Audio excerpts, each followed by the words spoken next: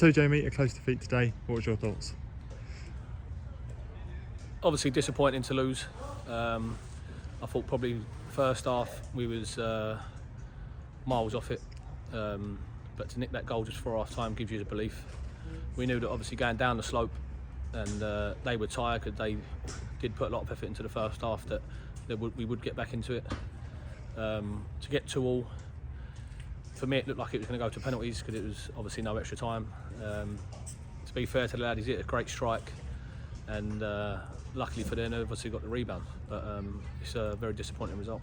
You mentioned the first half. They saw a bit of a tactical change as well, bringing off Ethan early.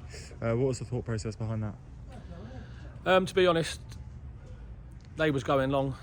We ended up going long, so there weren't really any need for an extra midfielder in there. We just couldn't get that control of the game today. We have been doing lately. So we put the two big lads up top, and I thought they made a difference up there when they was both playing together. But yeah, it was nothing to do with what Ethan done. He's been different class to us. It's just that there was no real play in the middle, so we thought we'd put an extra man up top. And it feels like this season you don't often concede many goals, don't often lose as well. Been fortunate with that. Are you disappointed with the way that the goals were conceded today? Yeah, I think you're always disappointed when you concede 3 goals. I think as a team and a back 4 and 5, they've been superb. Like you said, we've done very well in that department this season. They're a very, very big team, so we asked the lads not to give away silly fouls,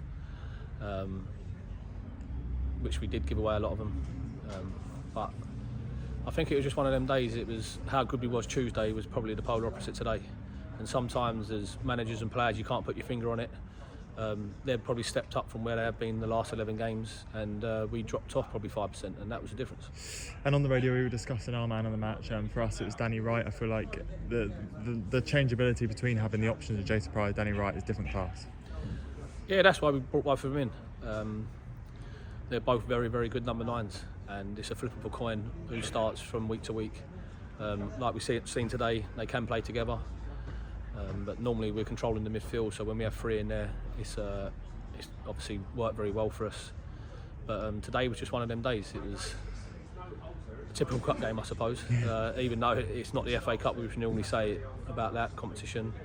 It's a cup competition that we want to do well in. It's probably the only real chance we've got to get into Wembley, and with the squad we've got, we really fancy our chances. So it was a disappointing result.